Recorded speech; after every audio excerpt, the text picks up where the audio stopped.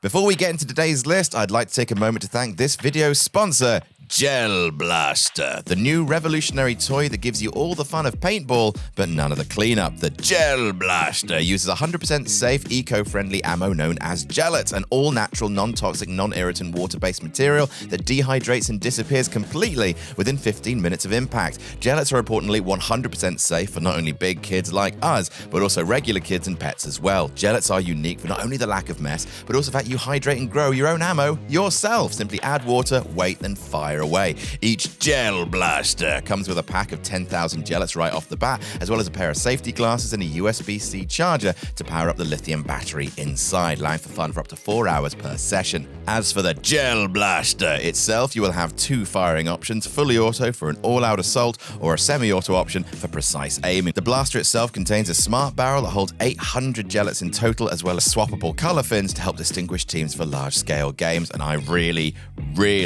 want one, and if I get one, Ollie's gonna get it.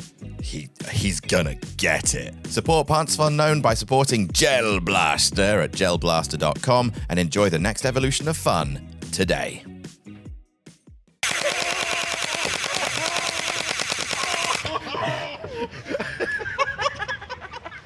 Hold number 1002, the Damascus head and leg lock. Hold number 1003, the Lady of the Lake. And hold number 1004, arm bar. Whew.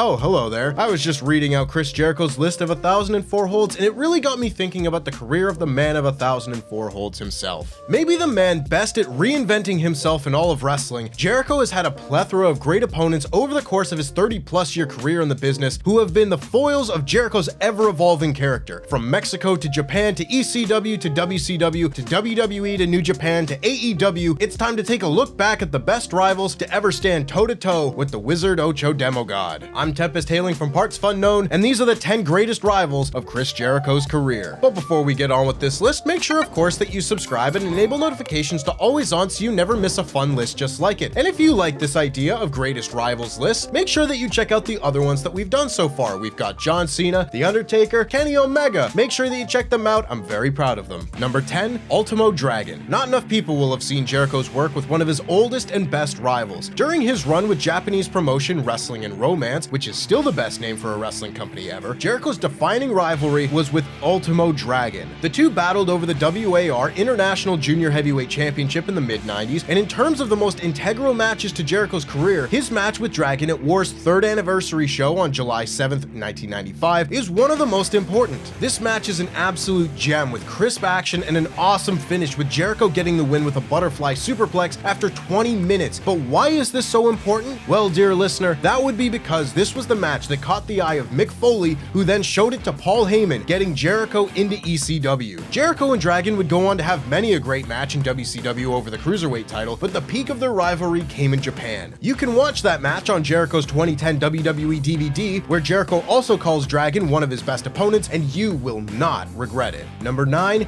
Dean Malenko. From one great Cruiserweight rivalry to another, Jericho's rivalry with Dean Malenko was the first time he was really able to sink his teeth into a storyline during his time in WCW. Jericho was a very happy camper when he finally was given the opportunity to turn heel in 1998. At last able to have a character beyond smiling white mean apple pie good guy, so many of Jericho's most iconic moments in WCW came as a result of this feud. A feud where the heel has significantly more personality than his rival may not be a recipe for success, but in this case, Dean Malenko's stoic presence made for the perfect foil for Jericho's outlandish character. The matches almost feel secondary to the promos this feud spawned, and the matches were great too. Jericho's aforementioned 1004 holds, Jericho the conspiracy victim, Jericho interviewing a picture of Malenko. You can really start to see glimpses of the Y2J character during this time, and while secondary, it is worth keeping in mind that the matches are indeed great too. Number 8, Tetsuya Naito. Chris Jericho's run in New Japan Pro Wrestling is usually talked about in relation to his rivalry with a fellow Winnipegger who we may mention later. However, I would be remiss if I didn't include Jericho's excellent year-long rivalry with Tetsuya Naito on this list. The day after Jericho's loss to the aforementioned fellow Winnipegger, Jericho attacked Naito for talking mad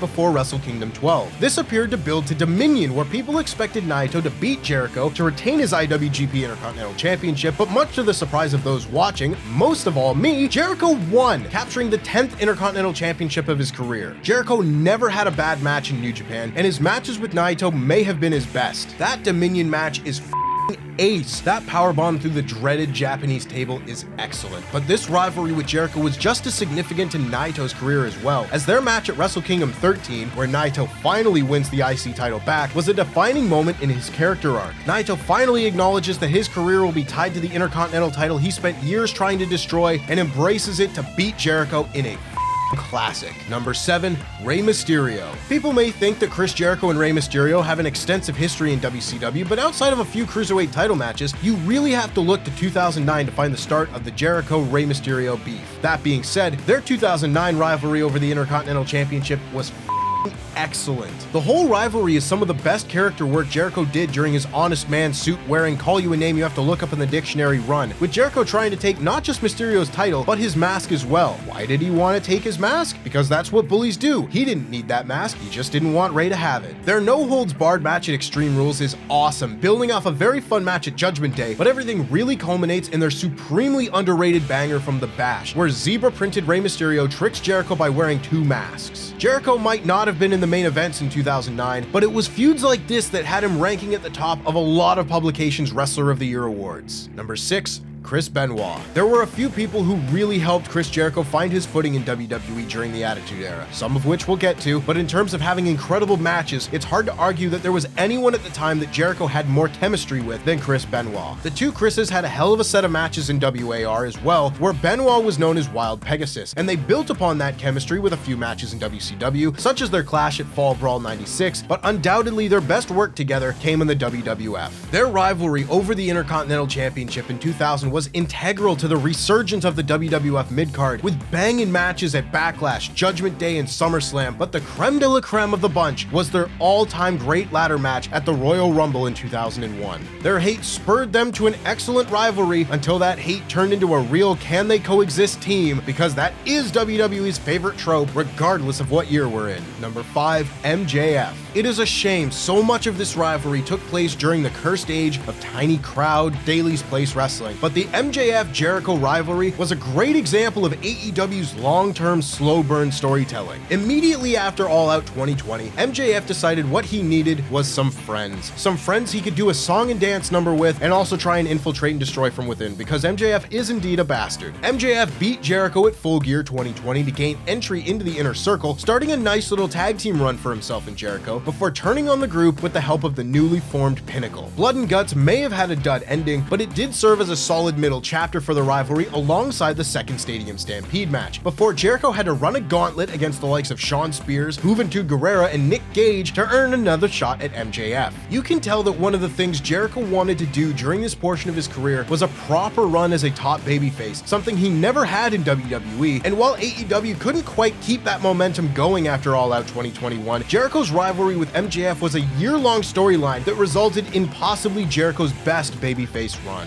Number 4, The Rock. From Chris Jericho's first night on the job on Raw, he was linked to The Rock. WWE may not have kept their foot on the gas with The Rock and Jericho at the time of Y2J's excellent debut promo, but a couple of years later they contributed one of the best parts of the Invasion storyline. Not the first feather I would choose to put in my cap, but an accomplishment nonetheless. Whether they were cutting promos on one another, alongside one another, working as a tag team, or working as opponents, Jericho and The Rock always had chemistry. It is difficult to not have chemistry with Rocky Maya Dwayne, but Jericho had it in spades.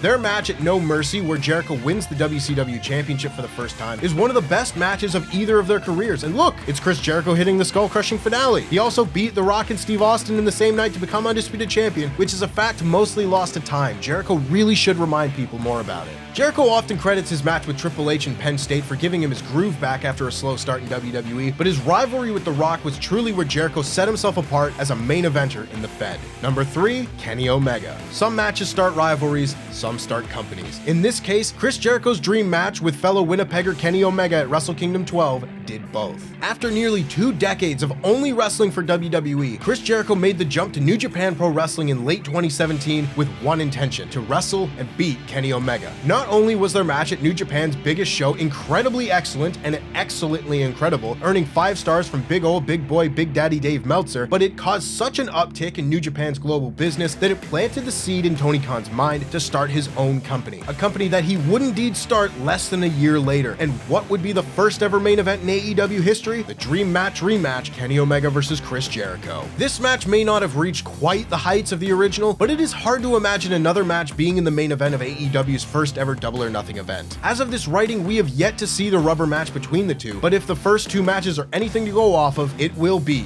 must see. Number 2, Stephanie McMahon. For the first time in the short history of this micro series of lists, we have a non-wrestler making not only an appearance, but an appearance near the very top of the list. A lot of the content of this rivalry has not aged particularly well, considering a lot of the content of this rivalry is Chris Jericho calling Stephanie McMahon a filthy slew. However, in spite of this, there is no denying that the fans at the time really took to this Canadian rock and roller with an acid tongue calling Stephanie McMahon a filthy, dirty, disgusting, bottom-feeding trash bag hoe, and yes, that is a statement on the well-being of wrestling fans at the time, but we move. Whereas the modern version of Stephanie McMahon never got comeuppance save for a spot at WrestleMania, Jericho was able to make her the butt of the joke for over a year. Stephanie was a great comedic foil for a young, brash Jericho, and it was this rivalry that gave Jericho his first great rivalry in WWE when he sorely needed it. Without it, there is no telling what would have come of Jericho's run with the company, considering the rocky start it got off to, and if it tanked, that would mean we would have never have seen number 1, Shawn Michaels. Holy sh**.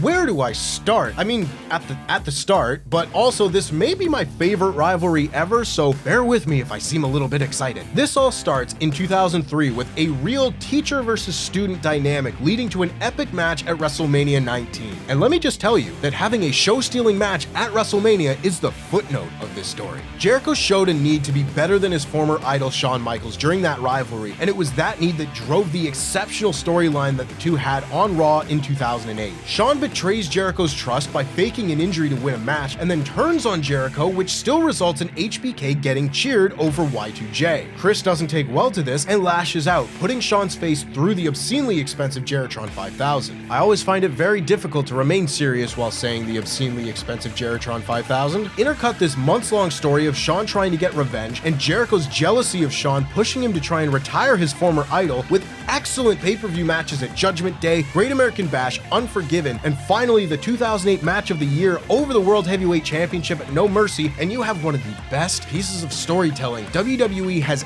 ever produced. I love this rivalry. And that's our list. Make sure, of course, that you subscribe and click right here to see the 10 greatest rivals of Kenny Omega's career. Talent, but rather a ranking of those whose rivalries with Kenny Omega have made the biggest impact on his career and have reached levels of greatness with their work with Kenny specifically. I'm Tempest hailing from partsFUNknown, and these are the 10 greatest rivals of Kenny Omega's career.